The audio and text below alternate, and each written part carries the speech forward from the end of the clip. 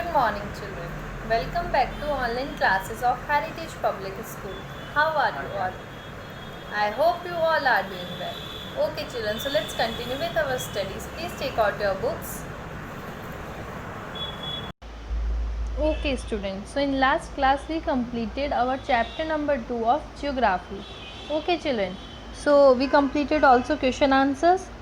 So please submit your question answer to the WhatsApp so I can check it. Please submit your homework. Okay, children. So today we are going to start our new chapter, that is chapter number 2, Institutional Representation of Democracy. This is the chapter of civics. So open your book and open page number 214. आज हम voting system के बारे में, India का क्या voting system है, किस किस को वोट देना अलाउ है या कौन कौन वोट नहीं दे सकता, ये सब आज हम इस चैप्टर में कवर करेंगे. ठीक है, तो क्या क्या टॉपिक्स कवर करेंगे. यूनिवर्सल एडल्ट फ्रेंचाइजी क्या होती है, इलेक्शंस कैसे होते हैं, पॉलिटिकल पार्टीज़ क्या है, रूलिंग पार्टी क्या है, अपोजिशन पार्टी कौन होती है और कॉलिशन गवर्नमेंट कौन सी होती है. ठीक है, ये आज हम इस चैप्टर में हम ये सारे टॉपिक को कवर करेंगे. So let's get started with our chapter.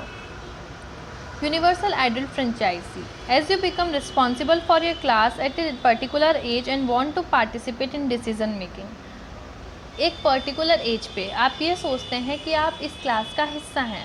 Like you are in class 7, तो आप सोचते हैं क्लास 7 का आप हिस्सा हैं, you are a part of class 7 और आपको पूरा राइट है डिसीज़न मेकिंग का. कोई भी डिसीज़न हो रहा है तो उसमें आपकी ओपिनियन की ज़रूरत है. ठीक है, ये हमारे अंदर आई जाती है रिस्पॉन्सिबिलिटी या सेंस ऑफ रिस्पॉन्सिबिलिटी. ठीक है, सिमिलरली इसी तरीके से all the adults in the society have to responsibility of choosing the leader और government of the democratic country. ऐसे ही जितने भी एडल्ट्स हैं, एडल्ट्स कौन होते हैं, 18, जिन्होंने अपनी 18 की एज अटेन कर ली है. ठीक है, जितने भी एडल्ट्स होते हैं सोसाइटी में, उनकी क्या रिस्पॉन्सिबिलिटी होती है, ऑफ चूजिंग द लीडर. वो अपने लीडर को चूज़ करें, हमारी गवर्नमेंट को चूज़ करें, जो भी डेमोक्रेटिक कंट्री की गवर्नमेंट है उसको चूज़ करें. Now universal adult franchise is given to all citizen who have attend the age of 18 year. Universal adult franchisee उन सिटीज़न को गिवन है जो कि इंडियन सिटीज़न. सबसे फर्स्ट बात, वही वोट दे सकता है जो कि इंडिया का सिटीज़न है. एनआरआई वोट नहीं कर सकते, इंडियन सिटीज़न वोट कर सकते हैं. ठीक है, और वो अटेंड कर लेते हैं. यूनिवर्सल एडल्ट फ्रेंचाइजी उनको दी जाती है जो कि 18 ईयर के हो जाते हैं. आर्टिकल 325 ऑफ द कॉन्स्टिट्यूशन, हमारे कॉन्स्टिट्यूशन में बहुत सारे आर्टिकल्स हैं, बहुत सारे प्रोविजंस हैं. ठीक है, तो उसका आर्टिकल 325 क्या कहता है कॉन्स्टिट्यूशन का, that no citizen of India shall be debarred from inclusion in voters list on the basis of religion, caste, race or sex.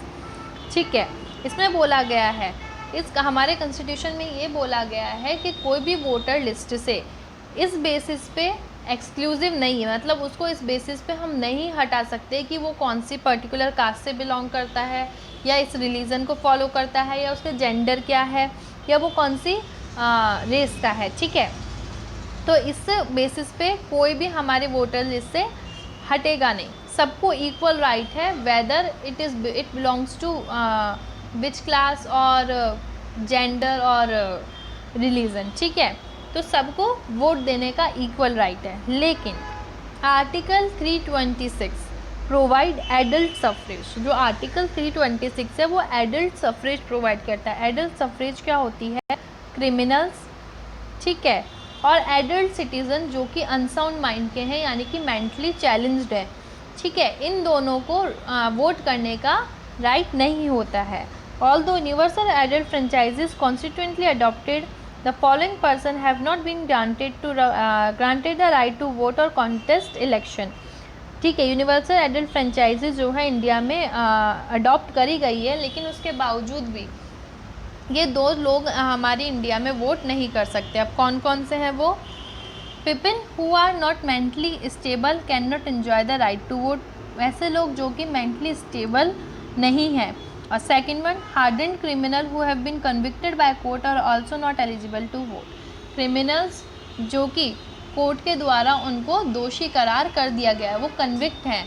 ठीक है, वो भी वोट नहीं कर सकते. Now significance of universal adult franchisee, UAF की क्या क्या सिग्निफिकेंस है, क्या इंपॉर्टेंस है। UAF grants equality to all citizens of India at all levels and adequate provision have been made constituently. Universal adult franchisee equality provide करती है India के हर एक सिटीज़न को हर लेवल पे, और इसके लिए एडिक्वेट प्रोविज़न भी बनाए गए हैं हमारे कॉन्स्टिट्यूशन में, मतलब सब हमारी कॉन्स्टिट्यूशन में इक्वल है।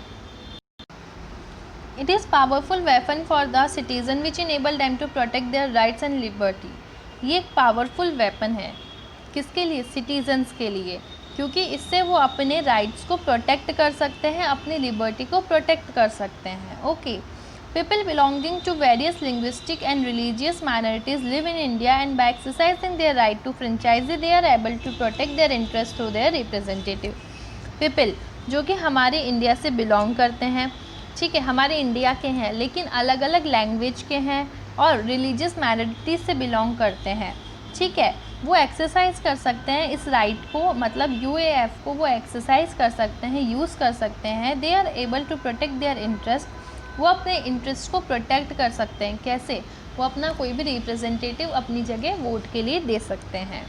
इन India UAF plays an important role in imparting political education.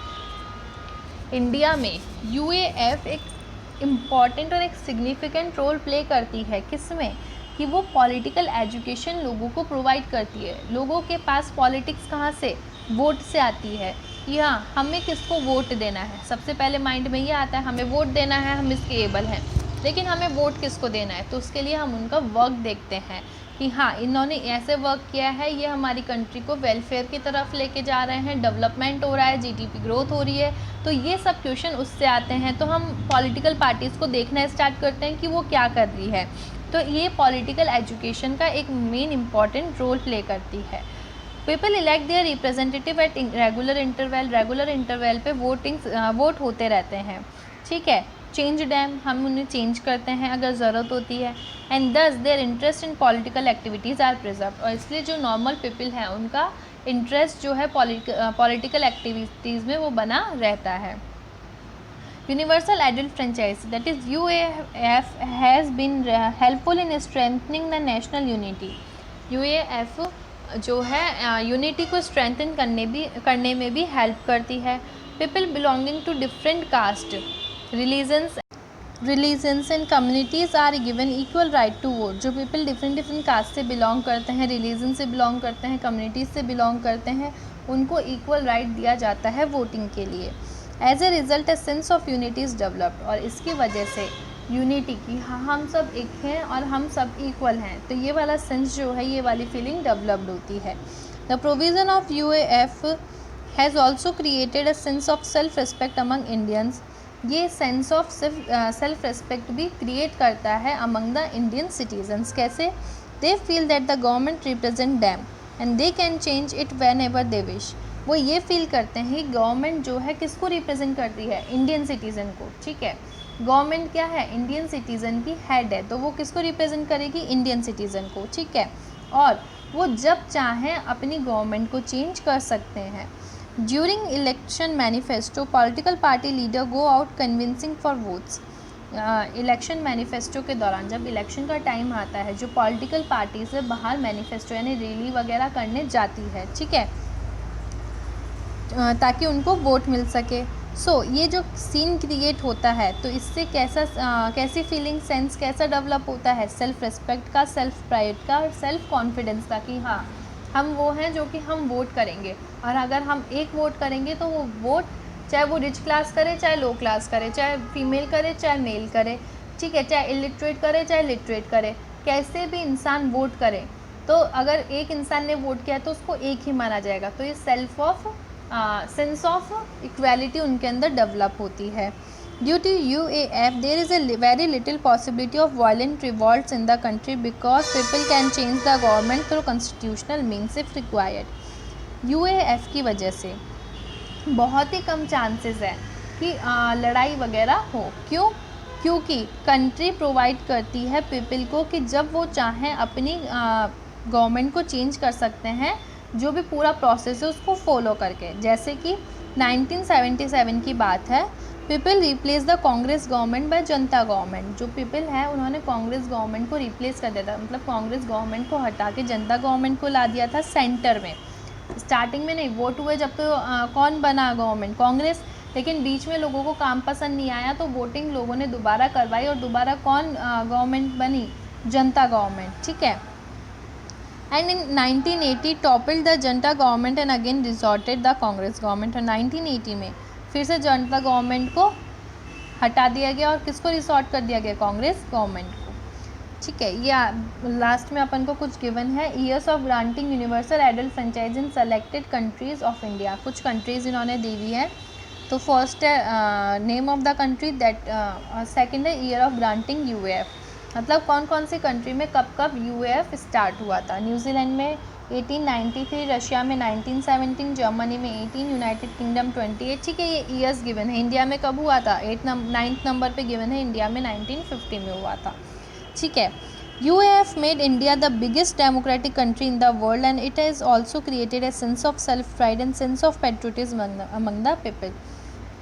UAF universal adult franchisee ने इंडिया में क्या किया, इंडिया को सबसे बड़ी डेमोक्रेटिक कंट्री बना दिया गया पूरे वर्ल्ड में, ठीक है। और ये कैसे सेंस क्रिएट करता है among the citizen, among the Indian, self pride का और पेट्रोटिज्म का। Okay children, so for today your homework is you have to read the chapter, okay, and also submit your homework. So we will meet in the next class.